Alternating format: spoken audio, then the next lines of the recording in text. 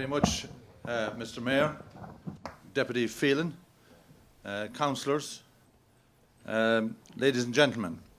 First of all, I wish to thank the Collins 22 Committee for organising such a very important event on such a very important occasion. And I think that the events of today have certainly lifted the spirits of so many people and educated so many people about the history of our city, but also the historical context of this city and area in the overall scheme of things about winning our freedom. And at times in our history, we have been blessed with great leaders who have shown some vision and courage and leadership. But in a revolutionary generation of giants which led our people to independence and which forced and forged the basic institutions of our state, I suppose Michael Collins was in the eyes of many then and now first amongst equals. Some years ago, I had an opportunity at the invitation of this society to say a few words about Michael Collins, and I want to repeat some of those tonight in the context of aspects of his life that might not necessarily be well known in the parliamentary sense. A lot of people have dwelled, I suppose, on the revolutionary aspects of his life. But what is less known, however, is that before Collins slipped through the ceiling in the Mansion House, he had just delivered to his Dáil colleagues a very well-researched, lengthy and powerful speech detailing his opinions on British overtaxation in Ireland and the general financial malpractice of that government. And it is this lesser-known side of Michael Collins' career that I would like to say a few words about tonight. I'm sure there are other speakers, and indeed I know some eminent speakers after me that will dwell on other aspects of his life.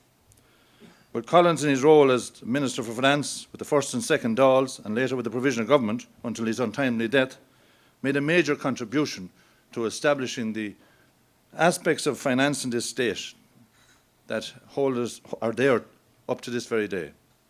To look at Collins as the heroic commander is one vision, but when we place side by side with this image the truth that Michael Collins, while running a war and under unbelievable difficult circumstances, ran an efficient and innovative Department of State, we see a fuller picture of the big fella. What fueled this determination on his part, I believe, was his innate belief in democracy. While war was his method, a functioning independent democracy was his aim.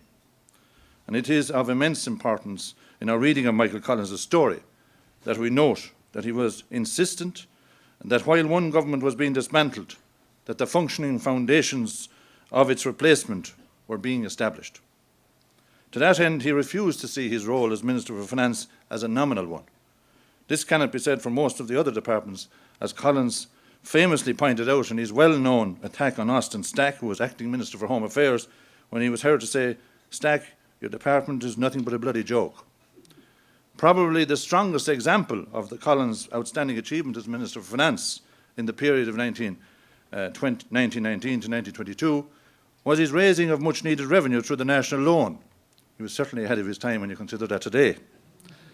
It is obvious, observed De Valera, that the work of our government cannot be carried out without funds.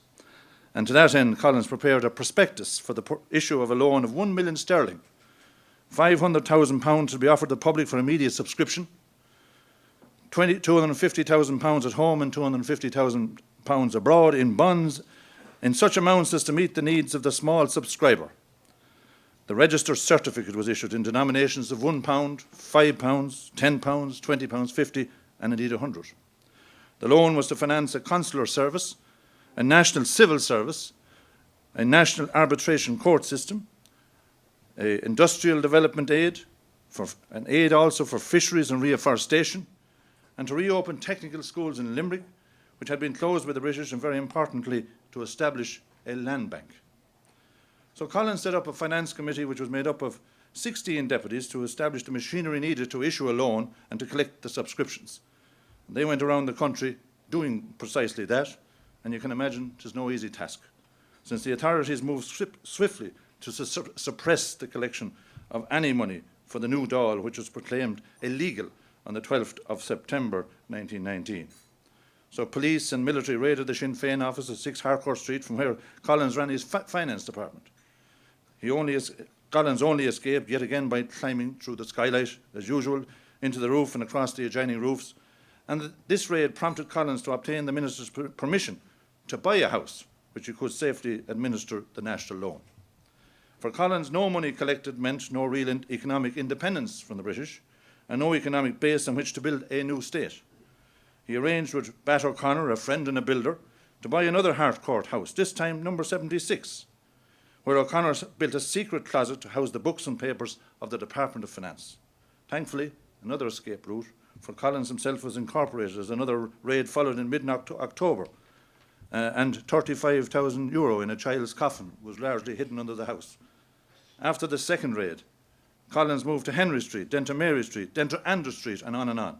And despite all of this disruption, and the fact that he held 3 military positions, Adjutant General, Director of Organisation, and Director of Intelligence, he managed not only to administer the loan, but to do it very successfully indeed. The response, after a slow start, was wonderful when the Dáil met on the 29th of June 1920. Arthur Griffith, speaking as acting president, said, "The Minister for Finance has accomplished one of the most extraordinary feats in the country's history." The loan, he told them, was now oversubscribed to the extent of £40,000, in spite of the most vicious and determined opposition from England.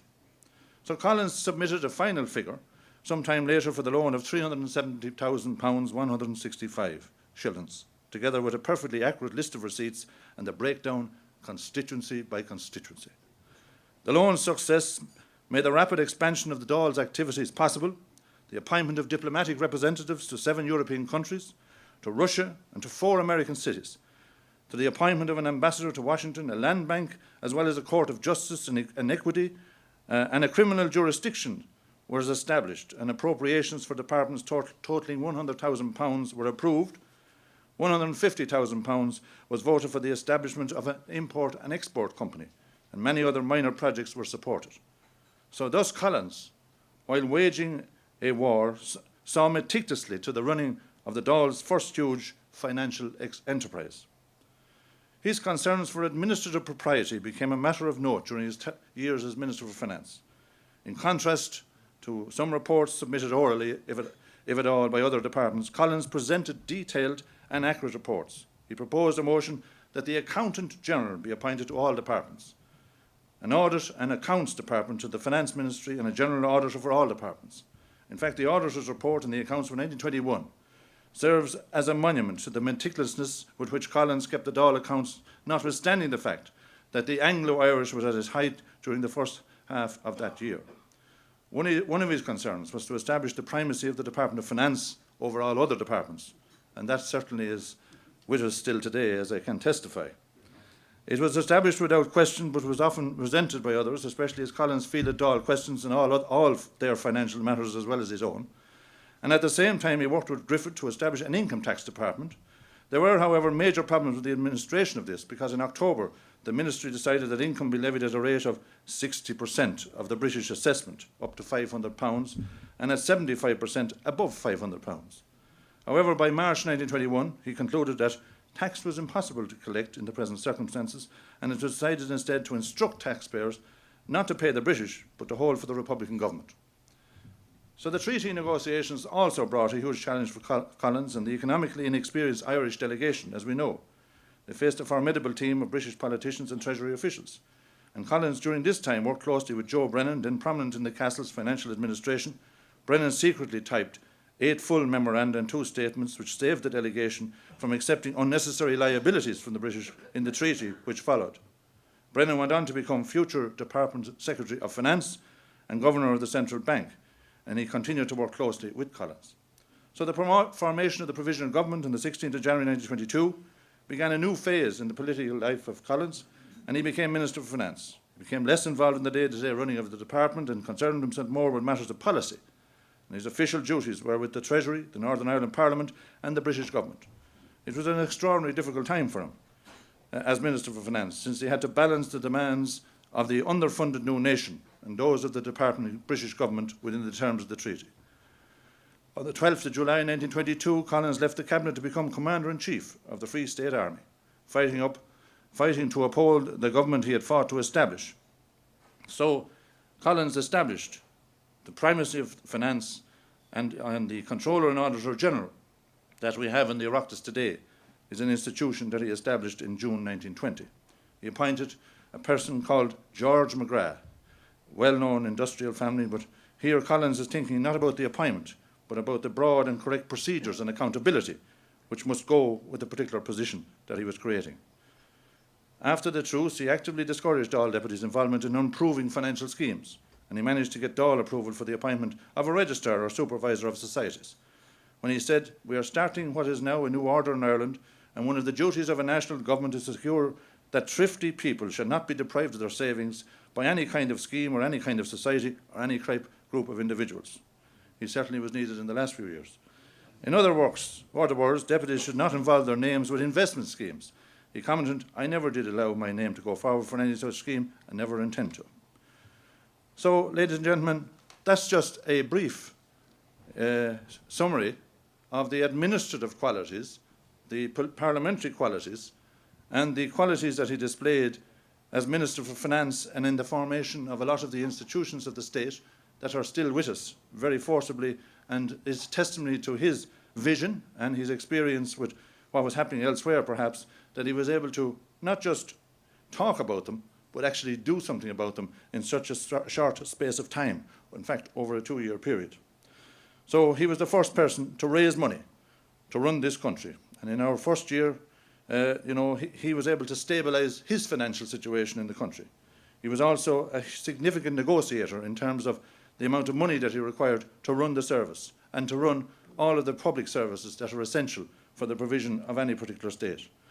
So, ladies and gentlemen, I just wanted to